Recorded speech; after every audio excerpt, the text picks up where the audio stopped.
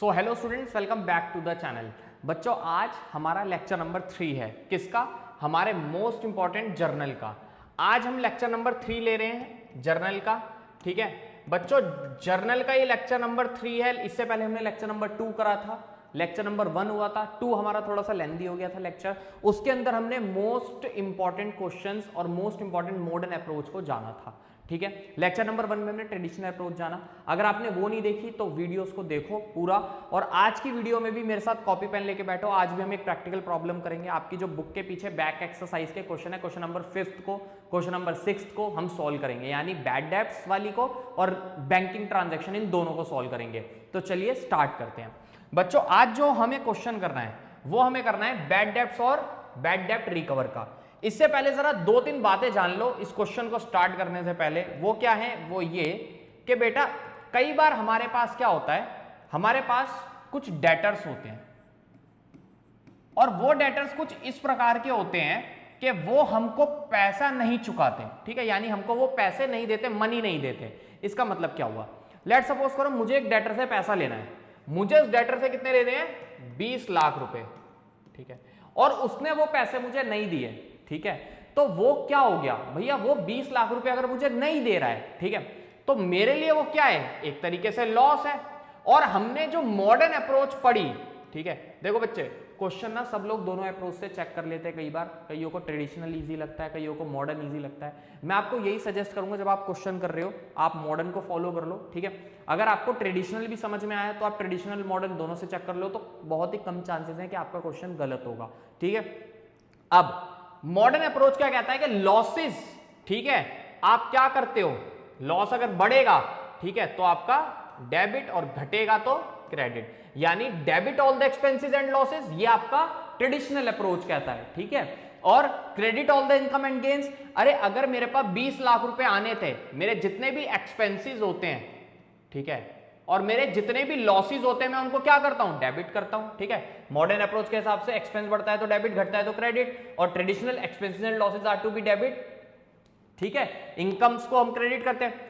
20 लाख रुपए मेरे पास आने थे और 20 लाख रुपए मेरे पास नहीं आए, तो मेरे लिए लॉस है। मैं इसको क्या कर दूंगा? मैं इसको डेबिट कर दूंगा। एक चीज आ गई आपको समझ में। अब दूसरी चीज आप मुझे देखो, ये समझो कि कई बार क्या होता है, भैया मेरे पास 20 लाख रुपए मुझे इससे लेने, मैं तो जाऊंगा कोर्ट में, मैं इसको ऐसे नहीं छोड़ने वाला।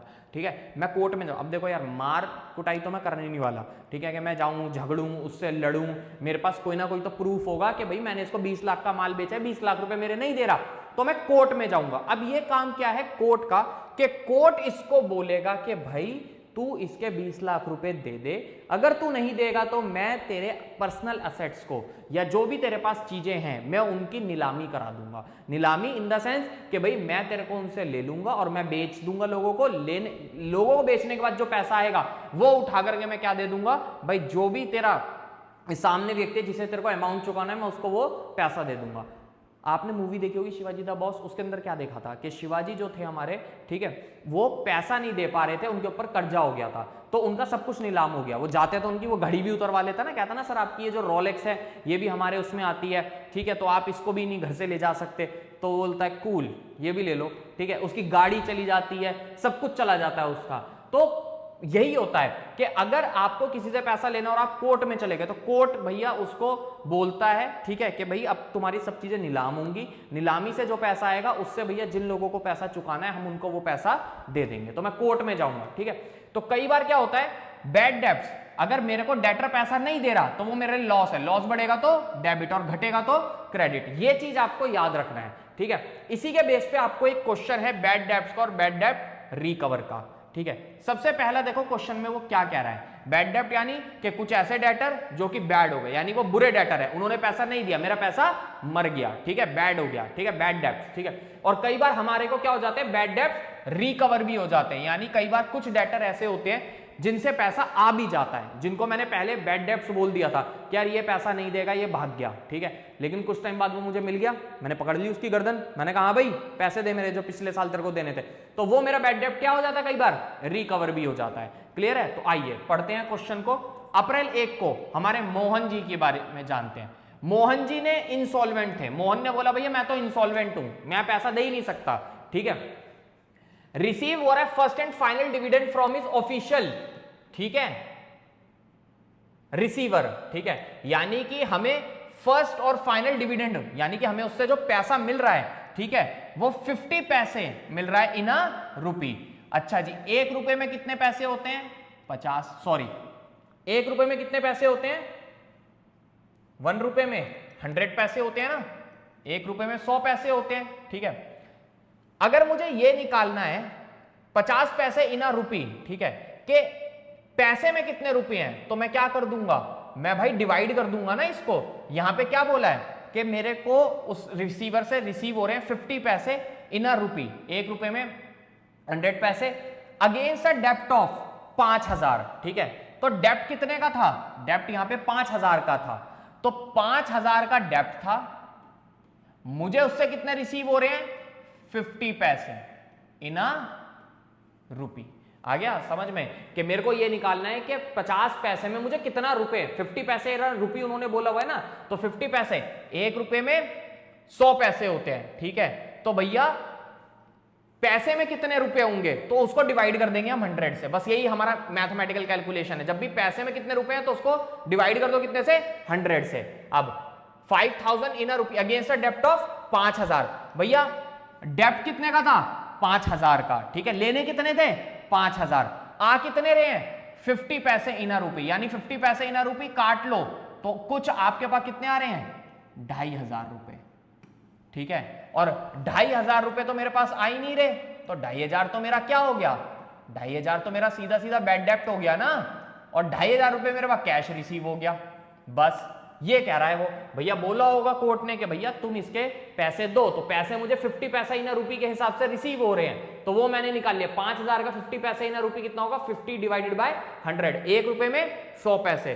तो भैया पैसे में कितने रुपए होंगे? तो जितने पैसे दे रखे हैं उसको आप डिवाइड कर देना 100 से, आ जाएगा आंसर। चलिए अब देखो दूसरी इंपॉर्टेंट बात, ये आपकी बुक का क्वेश्चन नंबर 5 है। अपनी बुक खोलो, प्रैक्टिकल प्रॉब्लम वाला पार्ट, बैक एक्सरसाइज का क्वेश्चन नंबर 5 है, मेरे साथ साथ सॉल्व करो इसको। आओ जी आओ, ठीक है, इसकी एंट्री करते हैं।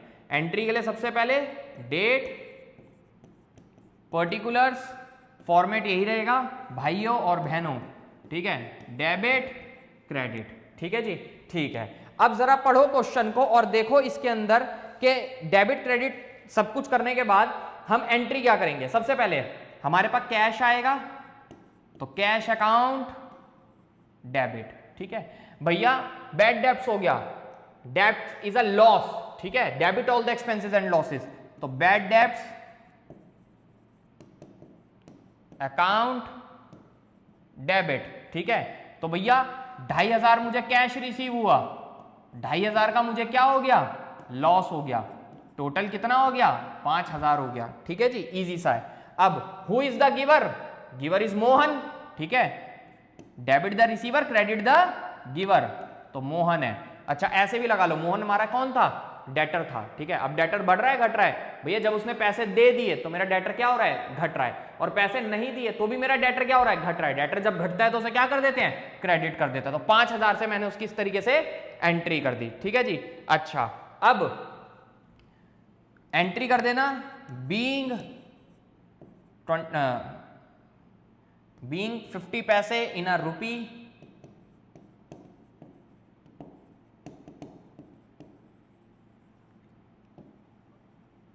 अगेंस्ट 5000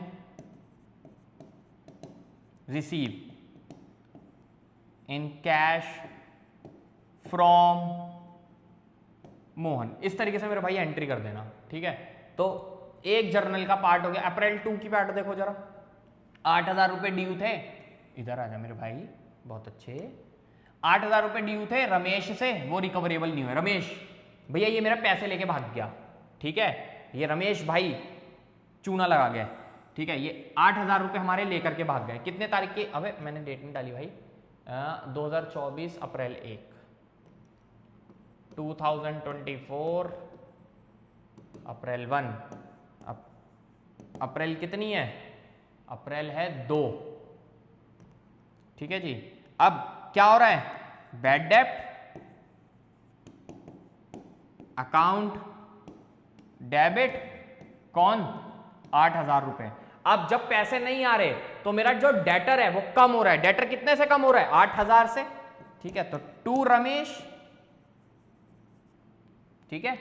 अब नाम तो लिख दिया, अब नेक्स्ट एंट्री हमारी क्या है, 3 की। श्याम जिससे 15,000 लेने थे वो इंसॉल्वेंट हो गया, लेकिन 50% रिसीव हो गए उसकी एस्टेट, यानी 50% भाई बेच बूझ के निकाल लिया उसके पास से, तो ये भी एंट्री कर लेंगे।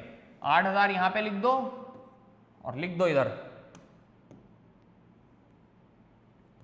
यहां पे लिख दो बीइंग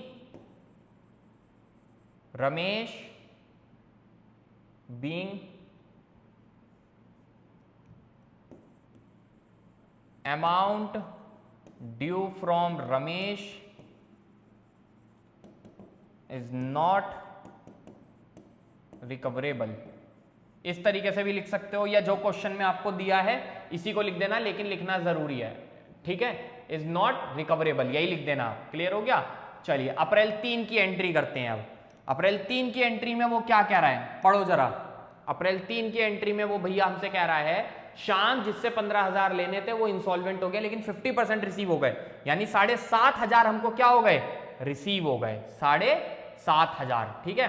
क्योंकि 50% अगर बोला इसका मतलब ही 7.5 होता है, ठीक है, 15 के मुताबिक।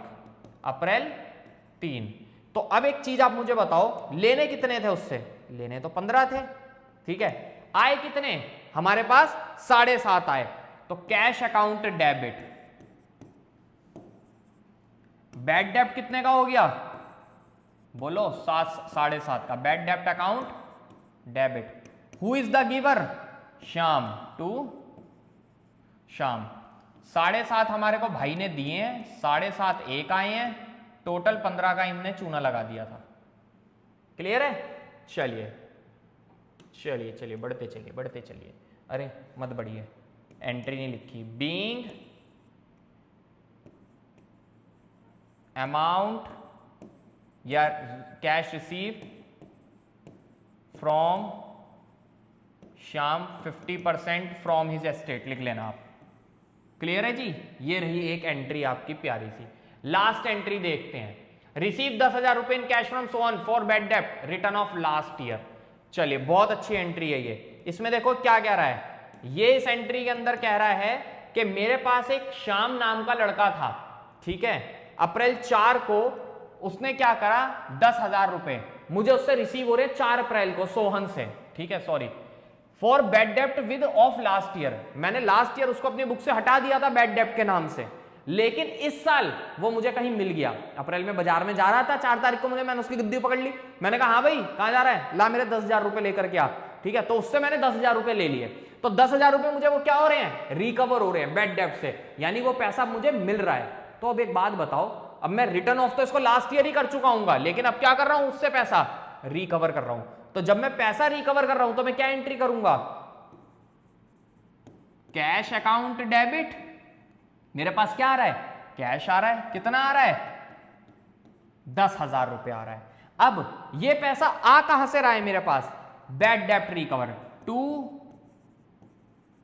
बैड डेब्ट्स रिकवर, ठीक है। मैं डेबिट करता हूं अकाउंट। क्लियर हो गया। क्यों भैया, सर आपने ये 10 बैड डेब्ट रिकवर क्यों, देखो जब भी आपका जो डेटर है, ठीक है, अब जो डेटर है वो आपको पैसा दे रहा है ना, तो आपको क्या हो रहा है, आपको वो अमाउंट रिकवर हो रहा है, समझ में आ रहा है। तो इसीलिए आपने उसे क्या करा है, क्रेडिट करा है। कैश आपका सेट है, आपका सेट बढ़ रहा है, तो क्या कर दिया आपने, डेबिट कर दिया। क्लियर हो गया। बस इतना आपको एंट्री करनी है, फिर इसका नरेशन लिख देना बीइंग करके, ठीक है, amount due from debtor last year recover. बस इस तरीके से आपको एंट्री करनी है। स्क्रीनशॉट आप ले लो, ये आपका क्वेश्चन नंबर 5 था बुक का, इसको आपको सॉल्व करना है जब आप क्वेश्चन को करोगे, ठीक है। चलिए अब नेक्स्ट चलते हैं। अब हमें क्या करनी है, बैंकिंग ट्रांजैक्शंस करनी है, ठीक है। बैंकिंग ट्रांजैक्शन, देखो बैंकिंग ट्रांजैक्शन यानी कि अब इसमें बैंक के बारे में बात करेगा। दो चीज जान लो, बैंक आपका क्या है, असेट है, बढ़ेगी तो डेबिट, घटेगी तो क्रेडिट, बस इतना कॉन्सेप्ट पढ़ के चलना है, सीधा आप क्वेश्चन कर लोगे जल्दी से। तो जल्दी से इसको स्टार्ट करते हैं और देखते हैं कि बैंकिंग ट्रांजैक्शन के अंदर क्या करना है। बैंक हमारा एसेट है, बढ़ेगा तो डेबिट, घटेगा तो क्रेडिट। ये हमारी क्या कहती है, मॉडर्न अप्रोच कहती है। क्लियर हो गया। अगर आप ट्रेडिशनल में भी कंफर्टेबल हो तो आप ट्रेडिशनल के साथ भी देख सकते हो कि बैंक इज द गिवर। कई केसेस में बैंक क्या होगा, गिवर होगा। ठीक है, तो आपको पता है debit the receiver, credit the giver. और कुछ केसेस में बैंक रिसीवर होगा, तो जब भी रिसीवर होगा तो आप क्या करोगे, उसे डेबिट करोगे। क्लियर हो गया। तो वो भी आप अप्रोच लगा सकते हो। आइए क्वेश्चन का आंसर करते हैं। सबसे पहले क्वेश्चन में क्या कह रहा है, डिपॉजिटेड इन बैंक। तो चलिए जल्दी से स्टार्ट करते हैं इसे क्वेश्चन को। डेट, पर्टिकुलर्स, एलएफ, डेबिट और क्रेडिट 2024। इससे एक चीज यहां पर रह गई है, लास्ट क्लास में ही मैंने आपको बताई थी कि सब कुछ करने के बाद आपको यहां पर क्या करना है, टोटल करना है। ठीक है, जो भी इसका टोटल आएगा इजी सा है, आप कर लेना। ठीक है, इसका और इसका टोटल आपका सेम ही आना चाहिए। क्लियर है। ये जैसे 5, 8, 10, 15, 15, 10, 25, 25, 5, 30, 30 और 8, 38। तो इसका टोटल कितना आ गया आपका, इसका टोटल आपका 38,000 और इसका भी टोटल आपका कितना आएगा, 38,000। आपको जर्नल में टोटल नहीं छोड़ना है। मैं क्वेश्चंस करा रहा था तो मेरा समझाने का वो था, कुछ क्वेश्चंस में मेरे से रह गया होगा, लेकिन आपको नहीं छोड़ना है। ठीक है ना, आपको टोटल लिख करके आना है हर बार। चलिए, अमाउंट डिपॉजिट करा आपने बैंक के अंदर 3 अप्रैल को। ठीक है, और आपने जो अमाउंट डिपॉजिट करा है बैंक के अंदर, वो अमाउंट यहां पर नहीं लिखा हुआ। चलिए कोई नहीं, मैं अपनी तरफ से लिखता जाऊंगा। ठीक है, तो चलिए करते हैं। अप्रैल,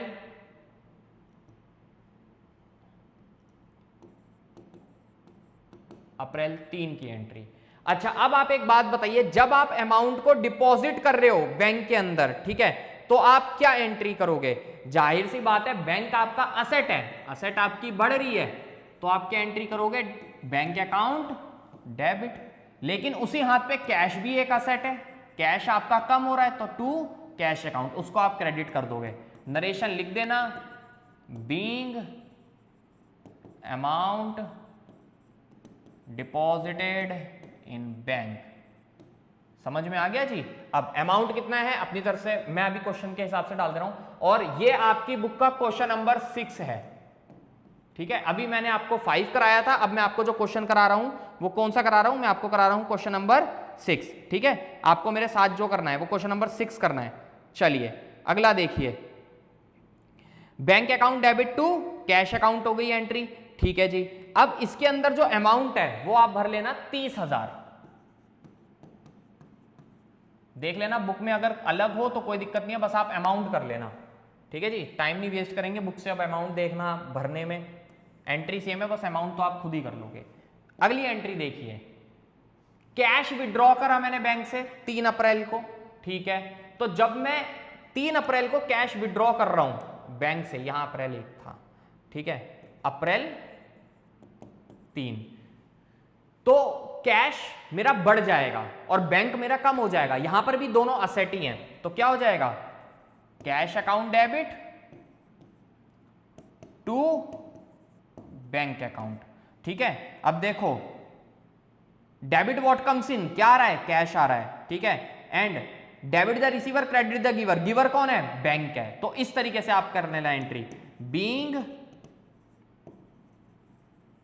अमाउंट विड्रू फ्रॉम बैंक। ठीक है, अमाउंट आप डाल देना आगे 10,000 का। ठीक है जी, चलिए नेक्स्ट देखते हैं एंट्री। ये 2 एंट्रियां हो गई हैं, स्क्रीनशॉट लेते चलिए। अब जो एंट्री है 7 अप्रैल की, वेजेस पेड बाय चेक। तो wages, what are wages, wages in an expense. ठीक है, अप्रैल 7 की एंट्री है। ठीक है, वेजेस मेरे क्या होते हैं, एक्सपेंस होते हैं, तो वेजेस एक्सपेंस है, मैं पे कर रहा हूं, एक्सपेंस बढ़ेगा तो debit, wages account debit to bank account, bank एक असेट है, बैंक कम हो रही है तो क्या कर दूंगा, क्रेडिट कर दूंगा। तो बीइंग वेजेस पेड, ठीक है, बाय चेक, बाय चेक, ठीक है। अमाउंट लिख लेना आप बुक से देख करके। तो अमाउंट जो हमको दे रखा था बुक के हिसाब से वो लिख देंगे। पहले एक जरा एंट्री देख लेते हैं। अब है एंट्री 10 की, ठीक है, अप्रैल 10 की हमारे पास एंट्री है। आप तो उधर ही चलो भाई साहब, ठीक है, और आप भाई साहब इधर आ जाओ मेरे पास 2 मिनट के लिए, ठीक है। अप्रैल 10 की एंट्री है, ठीक है जी। तो नेक्स्ट जो एंट्री हम करेंगे वो करेंगे अप्रैल 10 की एंट्री। जरा मैं एक बार चेक कर लूं क्या दे रखी है। चेक रिसीव हो रहा है हमें दीवान से, ठीक है, 8.5 का, और डिस्काउंट अलाउ करा हमने सब 500 रुपए का। चेक हमने बैंक डाल दिया सेम डे, यानी कि समझो मैं चेक लेकर के आया दीवान से 8.5 का, 500 रुपए का मैंने उसे डिस्काउंट दे दिया। मैंने कहा कोई नहीं भाई तू 500 रुपए मत दे, तू 8.5 का तो चेक दे दे। और मैं चेक लेकर के आ रहा था, रास्ते में बैंक पड़ा, मैं बैंक में चेक डिपॉजिट कराया। 7,000 का यहाँ अमाउंट, 7,000 का यहाँ अमाउंट, ठीक है जी। आइए अब करते हैं। मैंने चेक कितने का लिया है उससे, चलिए जी, चेक मुझे मिला तो मेरा बैंक बढ़ गया, बैंक अकाउंट डेबिट, मैं डिपॉजिट करा। Discount is an expense for me, ठीक है, क्योंकि डिस्काउंट जब मैं उसको दे रहा हूं तो डिस्काउंट अलाउड अकाउंट डेबिट। अब हु इज द गिवर, भाई गिवर कौन था यहां पे, जरा देख लूं मैं खुद ही, दीवान, ठीक है। तो ये दीवान ने दिया है, टू दीवान, ठीक है जी। अब 8.5 का तो उसने मुझे चेक दिया, 500 का मैंने उसे डिस्काउंट दिया, यानी 9,000 मुझे उससे लेने थे। क्लियर है। अब लिख दो being cheque receive from Diwan and discount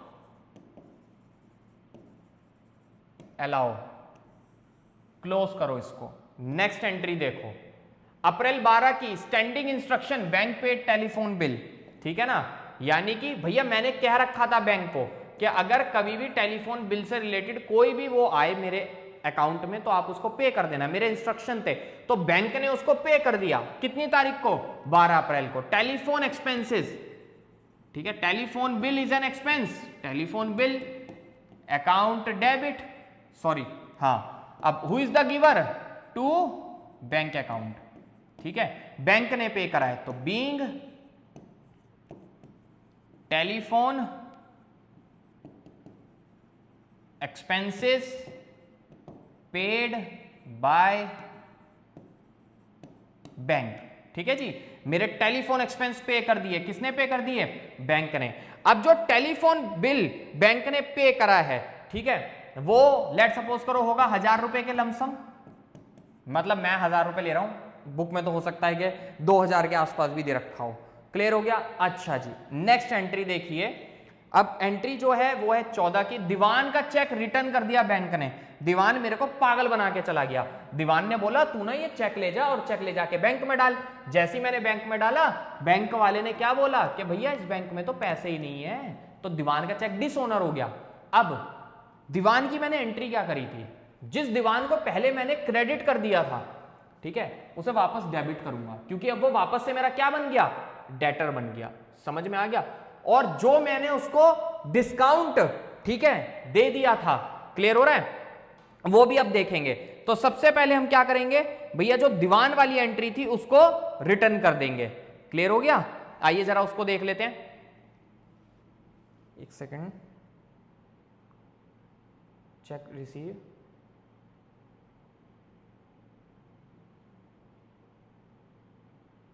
हाँ सही है, ठीक है, 14 तारीख की एंट्री है हमारे पास। हाँ, दीवान का चेक रिटर्न कर दिया बैंक ने, क्योंकि वो क्या हो गया, आपका डिसओनर हो गया। तो चलिए अब दीवान की जरा एंट्री देखो। आपने क्वेश्चन में करी दीवान से मेरे को लेने कितने थे, दीवान से मुझे लेने थे 9,000 रुपए।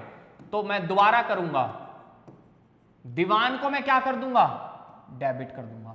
बैंक ने मुझे चेक वापस दे दिया, कितने का, 8.5 का, ठीक है, क्योंकि दीवान से मेरे को लेने कितने थे 8.5 रुपए, 8,500 का मैंने दीवान से चेक लेकर के डाला था, ठीक है, टू बैंक अकाउंट। बस अब दीवान वापस से मेरा क्या बन गया, वापस से मेरा डेटर बन गया, और बैंक इज द गिवर, ठीक है ना, बैंक नहीं तो मुझे वो दिया है, चेक दिया है, तो इसीलिए दीवान चेक डिसऑनर्ड, क्लोज कर दो।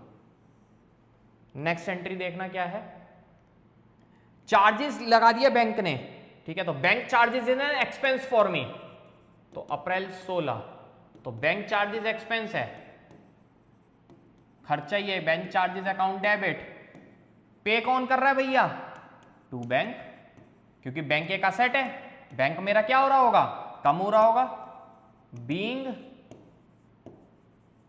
Bank charges debited by bank. देखो बैंक ना जब भी अमाउंट काटता है तो आपके फोन पे मैसेज आता है your account has been debited, ठीक है, यही मैसेज आपको बैंक करता है। क्लियर हो गया, चलिए ये यहां पर हो गया। अच्छा जी, अब अप्रैल 16 की एंट्री हो गई, 17 की है, goods celled and cell proceed deposited in bank, बहुत बढ़िया, ये भी एंट्री हो जाएगी अप्रैल 17 की, कि मैंने गुड्स बेचे और गुड्स बेचने के तुरंत बाद सेल हुई, सेल होते के साथ ही मैंने क्या करा, मैंने बैंक में चेक डाल दिया, इसका अमाउंट लिख लेना बेटा 400 रुपए, ठीक है जी। अब सेल हुई तो भैया मैंने चेक बैंक में डाल दिया, तो बैंक अकाउंट मेरा हो गया डेबिट, और to sales account being goods sold, ठीक है। तो इस तरीके से आपको ये वाली भी एंट्री करनी रहेगी कि जिसमें मैंने गुड्स को बेच दिया। क्लियर है, चलिए ये भी एंट्री हो गई।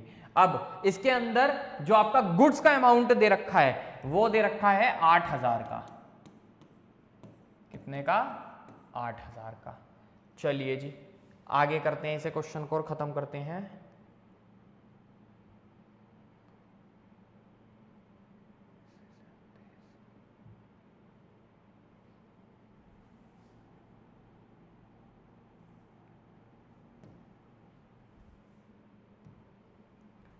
क्या कह रहा है अगले क्वेश्चन में, 19 बैंक ने पे करा इंश्योरेंस प्रीमियम, ठीक है, insurance premium is an expense, तो अप्रैल 19 इंश्योरेंस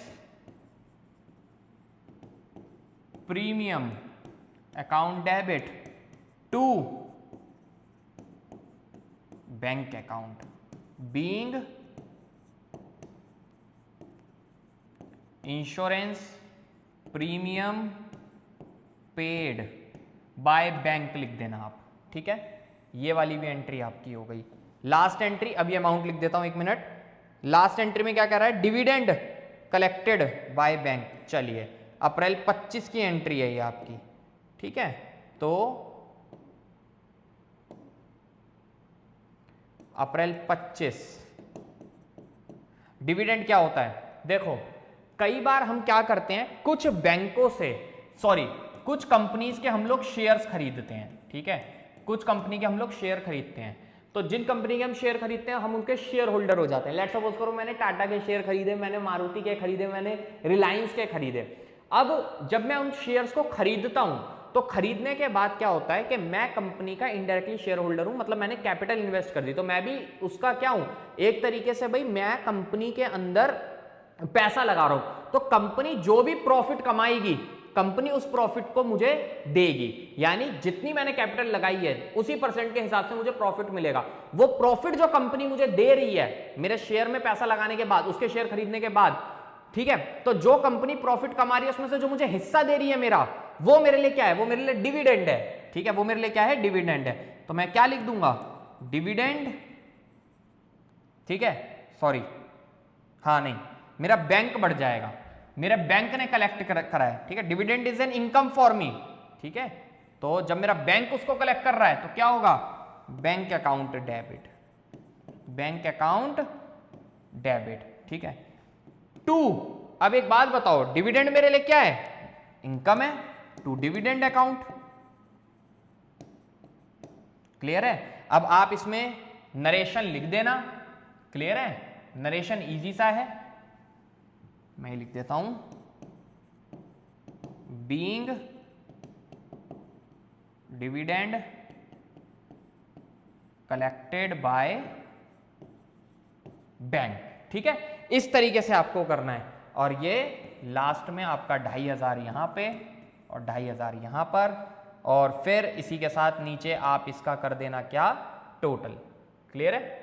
ये आप इसका यहां पे टोटल कर लेना, इसको मैं थोड़ा सा नीचे कर देता हूं।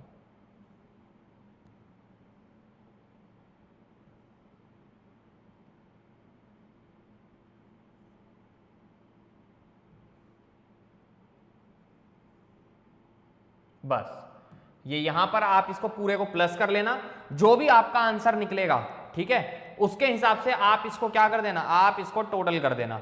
मतलब जो भी आपका आंसर आएगा वही आंसर आपको यहां पर लिखना रहेगा टोटल में, ठीक है। तो इस तरीके से आज आपका ये वाला जो चैप्टर था उसका लेक्चर नंबर 3 भी हो गया, ठीक है। उसके अंदर हमने जो क्वेश्चन थे वो भी करा, कौन सा, बैंकिंग का और बैड डेब्ट्स का, ठीक है। अब टोटल इसका आप खुद जोड़ लेना, जो भी है इसका आएगा आंसर आप उसको लिख लेना, ठीक है। वैसे तो स्कूल में कई बार टीचर नहीं भी मार्क्स काटते, लेकिन कुछ टीचर बोलते हैं टोटल लिखना जरूरी है, और वैसे टोटल लिखना ही चाहिए, तो आप इसका लिख लेना, क्लियर हो गया। अब लेक्चर नंबर 4 करेंगे, उसके अंदर हम जानेंगे कौन सी एंट्री जो गुड्स से रिलेटेड है, जैसे थेफ्ट हो गया, ठीक है, ये सारी एंट्री जानेंगे, चैरिटी हो गया, सैंपल का हो गया, ये सब। तब तक आपको पता है क्या करना है, जो क्वेश्चन मैंने कराया वो आपको करना है। अब आपके लिए होमवर्क लिख के चला जाता हूं, मैं होमवर्क लिख दे रहा हूं, ठीक है। मुझे पूरी उम्मीद है कि आप मानोगे भाई, ठीक है, और करोगे भी। आपके लिए होमवर्क है, क्वेश्चन नंबर कौन कौन सा करना है, एक तो 4 मैंने लास्ट टाइम दिया था, अब आप 5 वाला भी कर लेना, 6 भी कर लेना, 7 भी कर लेना और 8 भी कर लेना, ठीक है। इजी से क्वेश्चन है, और इसके साथ बुक की इलस्ट्रेशन को भी साथ के साथ क्या करते रहो, प्रैक्टिस करते रहो, ठीक है, क्योंकि इलस्ट्रेशन भी क्या है आपकी इंपॉर्टेंट है। तो ये क्वेश्चन तो आपने करने है। एक काम करना, 8 मत करना, 8 वाली तो मैंने अभी करानी है, क्लियर हो गया।